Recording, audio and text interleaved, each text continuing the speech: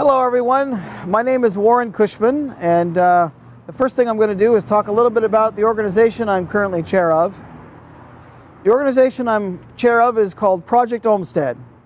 Now, Project Olmstead is a group of advocates, a group of disability advocates that are dedicated to literally making Olmstead become reality. Now, I'm going to describe a little bit about Olmstead. Olmstead was a Supreme Court decision that was passed at the federal level by the United States Supreme Court in 1999, which essentially says that people with disabilities need to live in their own communities. It basically says, first, that people with disabilities should not be in nursing homes at all, and that, that people with disabilities need all the support systems necessary in order to stay in their homes. So Olmstead really has two goals: to get folks out of nursing homes, because people with disabilities the nursing homes are a very unhealthy environment for people with disabilities, not to mention the cost of nursing homes, which is skyrocketing. And you have people with disabilities that are very emotionally depressed and very sedentary and very unhappy, and you also have a lot of folks making money, and that's just bad medicine all the way around. And so we want folks out of nursing homes, and we also want all the support systems, including in-home supportive services, which helps people with home care. We obviously want transportation, housing, all of the undergirding systems that we need to keep folks out of nursing homes. So that is what Olmstead is all about, and that is what our local advocacy group is all about. Right now we have about 15 members. We're located in Berkeley, and we are setting up a nonprofit, a private nonprofit organization that is dedicated to the two goals I just mentioned. So I want to give a little background as to who I am and where I came from. Obviously, I'm totally blind, and I've been blind since birth. I was born and raised in the Bay Area, specifically on the peninsula, and I, at a very young age, got involved in government and politics. I was always interested in it. I was raised with it. My grandmother was a Roosevelt Democrat, and so she raised me with democratic values. And ever since I was young, I was very interested in politics. I always felt that being a part of the political system mattered, and that was how we got things done. So over the years, I became an advocate.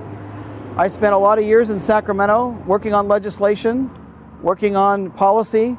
I did a lot of policy, a lot of transportation, housing, in-home care, all of the important policy that I now do here in the Bay Area. I spent 15 years in Sacramento, and that's pretty much where I learned how to be a policy advocate. About 2 years ago, I came back down here to the Bay Area, and I basically transferred all my skills to help Bay Area advocates with the idea of trying to better the lives of people with disabilities. So at this stage, where we are is we have a lot of different disability organizations that try to help people with disabilities integrate in our society. And there are a lot of different ways to do it. There are a lot of different efforts out there. There's a lot of different missions out there. We have a 70% unemployment rate. 70% of people with disabilities don't have jobs. We have a lot of folks that still need to come out of nursing homes. There are devastating federal and state cuts that we've been facing for several years. And at the federal level, we are told that we'll be facing more devastating cuts. So federal programs are going away. State programs are going away. Government resources are drying up.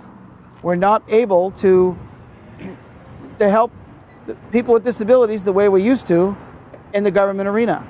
So what we need to do is basically pitch ourselves to restaurant owners, to business owners, to folks who want to help people with disabilities and people who care, because we simply don't have the ability to depend on the government anymore. So we are going to have to get our message and our concerns out there to other folks, like individuals, people who care, businesses, even corporations. It's a really big need.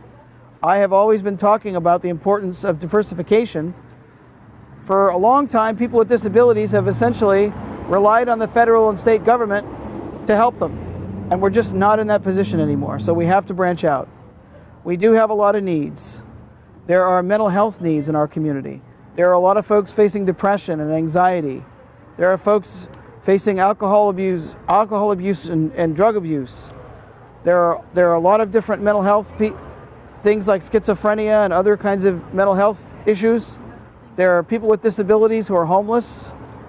There are people with disabilities that are one step away from being homeless. I have a friend who is a personal friend of mine that is essentially homeless. He has to pay $600 a month just for rent, and his check is only $800 a month. So the only way he can survive is by going to food closets and church missions.